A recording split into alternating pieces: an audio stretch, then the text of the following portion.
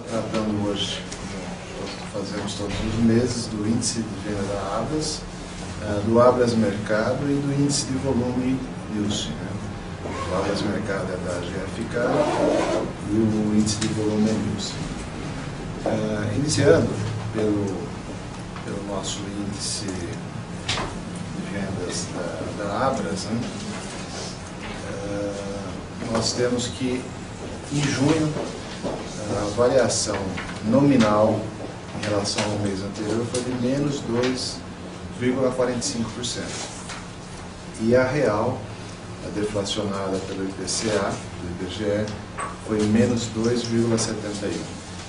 Considerando o mesmo mês do ano anterior, a variação nominal de 14,49% e a real de 7,33%. E o acumulado no ano, somando janeiro, fevereiro, março, abril, maio e junho, comparando com o mesmo mês, o mesmo período do ano anterior, uma variação nominal de 9,67 e 2,99. Para detalhar mais, nós vamos ouvir o Flávio, que é o nosso gerente de economia aqui da Abras. Normalmente as vendas de junho elas são inferiores às vendas de maio. As vendas de junho se referem-se a 30 dias, um mês de 30 dias, e maio é 31 dias. Isso dá um impacto. Em vendas no mercado, isso dá um impacto significativo. Sempre. Então, para análise dessazonalizada, você tenta nivelar isso aí. Como eu estava falando, o dado é real, não é dessazonalizado. Então você tem sempre uma variação pequena de junho, um recuo de junho em relação a maio. Isso é tradicional. O que a gente tem que observar aqui, que é um dado importante, é que em relação à variação de junho para junho de 2013 em relação a junho de 2012, a variação de 7,33 foi bastante positiva. Bastante positiva, e aí também tem um aspecto sazonal. Que esse mês de junho, nós estamos comparando o mês que contou com 5 finais de semana, contra o mês de junho do ano passado que não contava com esses fins de semana cheios. Isso também, fim de semana é um dia, sábado e domingo são os dias de maiores vendas do setor. Então, um fim de semana cheio a mais tem um resultado significativo nas vendas. Olhando aqui em relação ao mesmo mês do ano passado, nesse mesmo período do ano passado, o resultado do setor era um acumulado de 6,79. Hoje nós estamos falando em 2,99. Então, só exemplificando, nós estamos falando aqui de um patamar de vendas bem mais baixo do que no ano passado, no mesmo período do ano passado. E agora no ano passado acumulado? Perdão. Os mercados acumulavam vendas, crescimento de vendas de 6,79. Nesse ano aqui, nós estamos falando em vendas na casa dos 3, entrando na casa dos 3, 2,99. Como efeito de análise, nós iniciamos o ano fazendo uma projeção do cenário macroeconômico, e nós projetamos o crescimento, nós calculamos de acordo com as variáveis macroeconômicas, nós projetamos o crescimento do setor em torno de 3,5% para 2013. E agora, passadas essas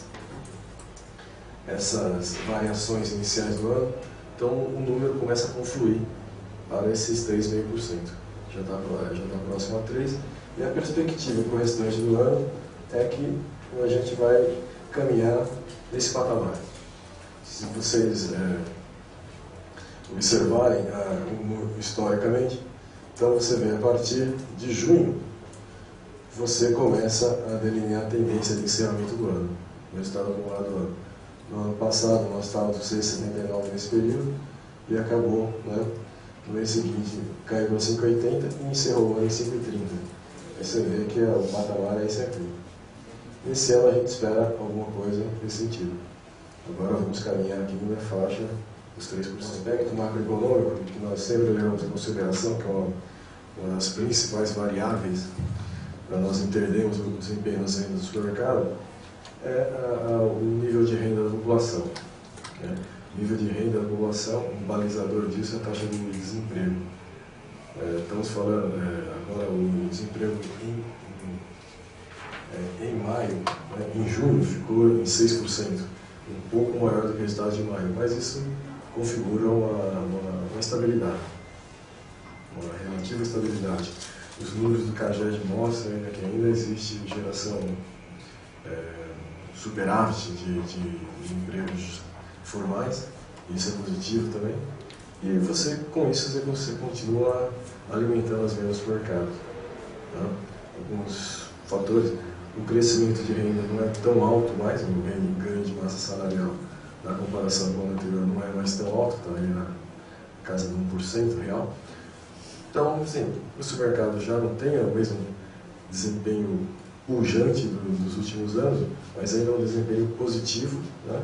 E aí, ao nosso ver, até acima das expectativas do crescimento do PIB para o restante do ano. Então, a gente iniciou o ano com as projeções e agora, passados 6 meses de análise, a gente, apesar de o cenário macro, em tese, ter se deteriorado, as expectativas terem se deteriorado, era mais ou menos o que a gente estava prevendo das nossas projeções iniciais. Então a gente mantém as projeções que foram divulgadas no início do ano. O que o Fábio está dizendo é que nós ainda estamos otimistas, né, em relação ao nosso setor do supermercado. Isso a gente percebe nas conversas com os empresários do setor. Eles acreditam ainda nesse crescimento positivo que foi previsto, embora os sinais da macroeconomia do PIB nacional não indiquem, e a própria economia internacional, né, a desaceleração do crescimento da China, os preços das commodities que caíram, a taxa de câmbio, a valorização do dólar, são todos ingredientes aí da economia internacional que poderiam levar para um menor crescimento do país, do PIB do país. O setor deve se manter, até porque a previsão foi bastante pé no chão, bastante realista, né? Então deve se confirmar. E quando você pergunta para os colegas do setor, aos empresários do setor, é isso que você ouve. O nosso setor deve conseguir atingir os objetivos, as metas e as previsões realizadas, mas nós já não estamos tão otimistas em relação ao PIB nacional.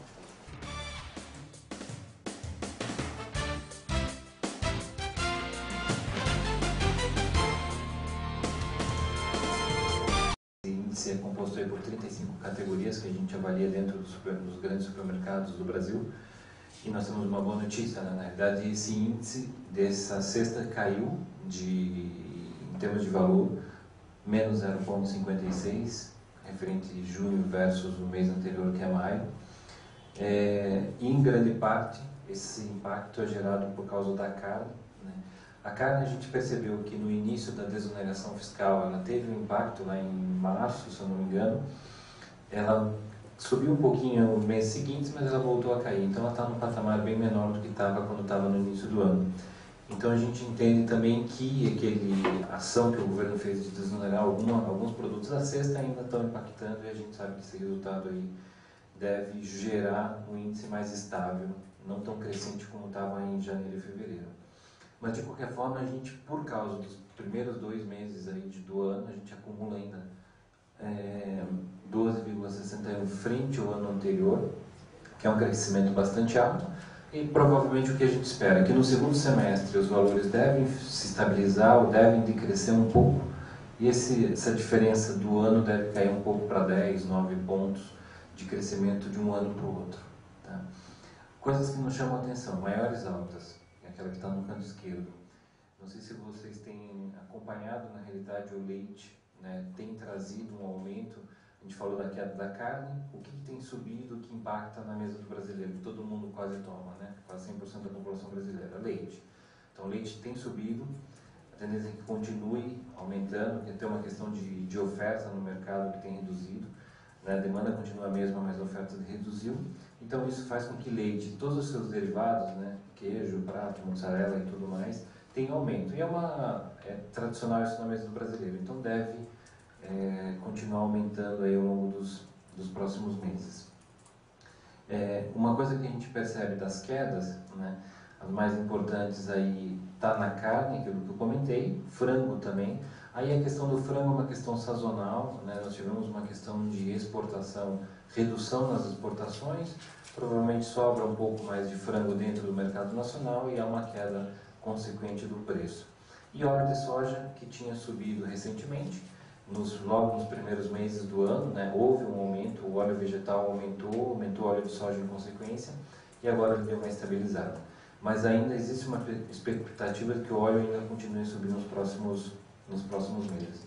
Um outro índice que não está aqui, que é muito importante na mesa do brasileiro, que a gente não pode esquecer, que é a farinha de trigo, que a gente percebeu um aumento acumulado em 2013 de mais de 14%, e isso provavelmente impacta tanto na nossa mesa, porque nós consumimos muita farinha de trigo brasileiro, e o pão. Né? O pão francês também deve sofrer algum impacto, porque ainda o trigo vai continuar subindo, pelo menos não tem expectativa de queda nesse momento.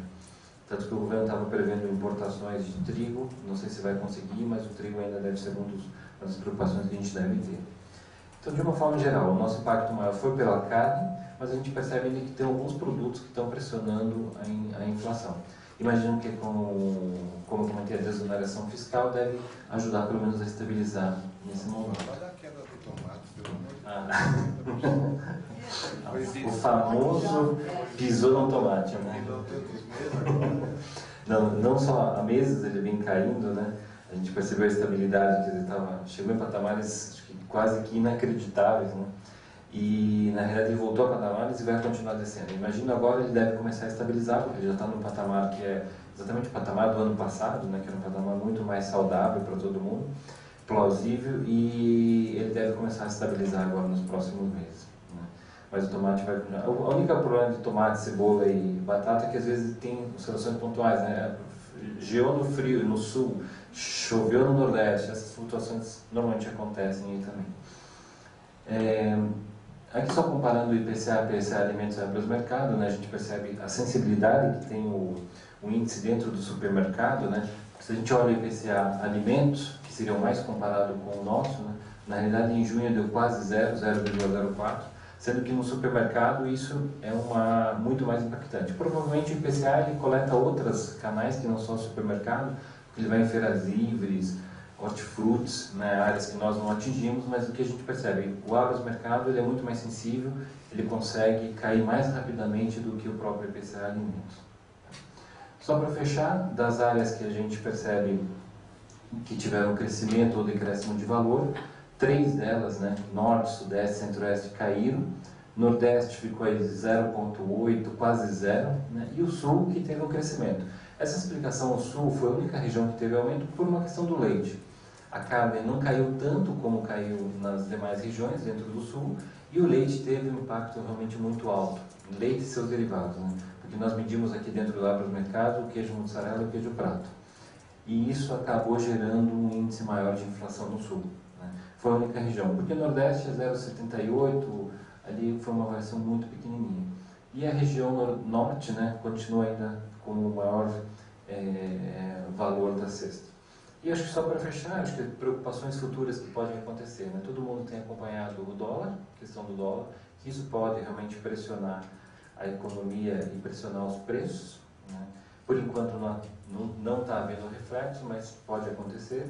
E o que a gente viu agora, na semana passada, o frio no sul, principalmente em grandes produtores de grãos, que é o Paraná e Rio Grande do Sul, que isso pode haver alguma quebra de safra, e isso faz com que daqui a alguns meses, algum tempo, a gente comece a ter algum impacto na economia também, em termos de valores do agrosmercado. Mas isso não dá para mensurar agora, isso é só possível mensurar daqui a 1, 2 meses de resultado.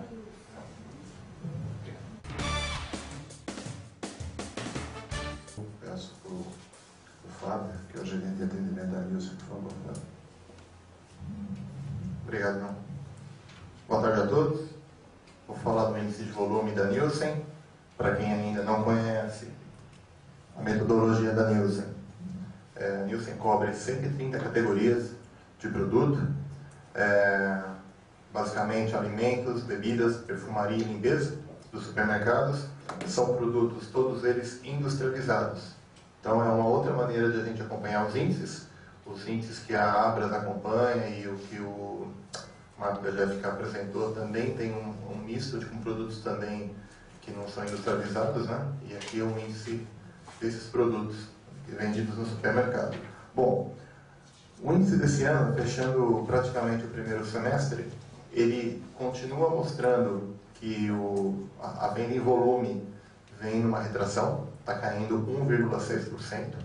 Lógico, quando a gente fala nos crescimentos em valor, né, que é o mais importante, né, a parte financeira, a gente aponta crescimento, o Flávio acabou de apresentar para a gente o crescimento do setor. Quando a gente isola somente o volume, tem aí toda essa combinação de diferentes categorias e um consolidado de 1,6% de retração nesse ano.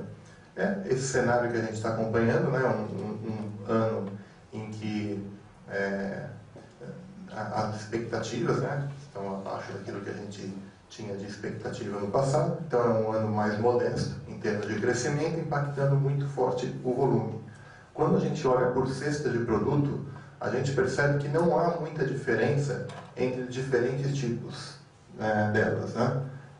A gente sempre está dentro da caixa, da casa de 1,5% a 2% de retração, que é a coluna, que é a barra roxa, que são os índices desse ano de 2013. A exceção é a parte de bebidas, principalmente bebida alcoólica, que tem a maior retração por conta de uma categoria que é muito importante, que tem um peso importante para a consolidação, que é cerveja. Todo mundo sabe que é uma categoria que tem uma representatividade muito forte. Então, cerveja puxa para baixo esse índice de bebida alcoólica e no resto, uma variação entre 1,5% e 2% de retração em volume. A gente também costuma acompanhar como está esse índice de volume olhando por formato de loja. Isso é muito importante. Em alguns anos, alguns formatos de loja acabam puxando a média para cima, outros para baixo, indicando algum tipo de tendência do setor em termos de alocação de vendas.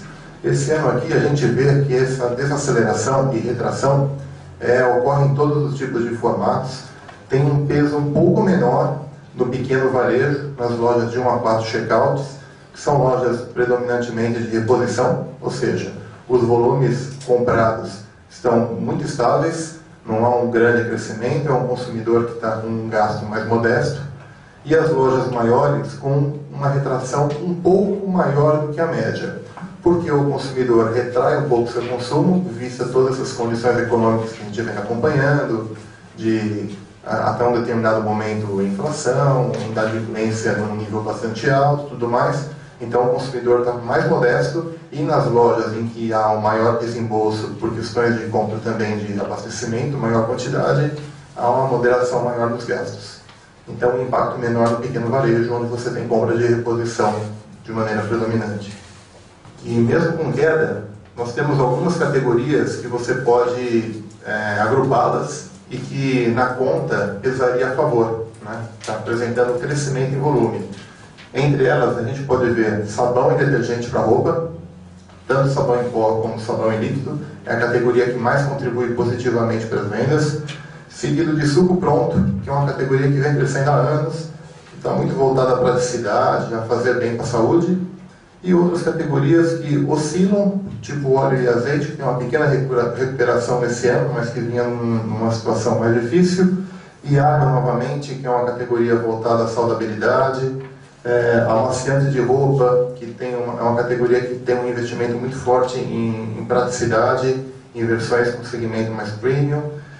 De uma maneira geral, resumindo essas 10 categorias, a maioria delas, ou ela tem uma influência por ser uma categoria de acesso e que está sendo cada vez mais comprada pelos consumidores, ou tem algum tipo de segmento atrelado a elas de um posicionamento mais premium e que gera um valor agregado maior para a categoria.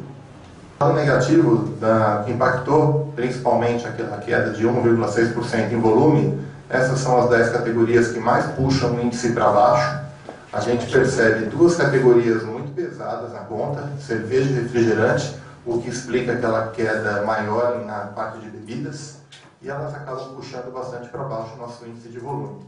Na sequência, em outras categorias, né, como açúcar, biscoito e carnes congeladas, que tem efeito de de repasse de preço, tem efeito também de algumas categorias que são mais maduras e com menor chance de crescimento ou menor investimento em segmentos mais diferenciados. Há uma combinação delas, mas o que chama realmente atenção são as 3 principais categorias que puxam o índice de volume para baixo.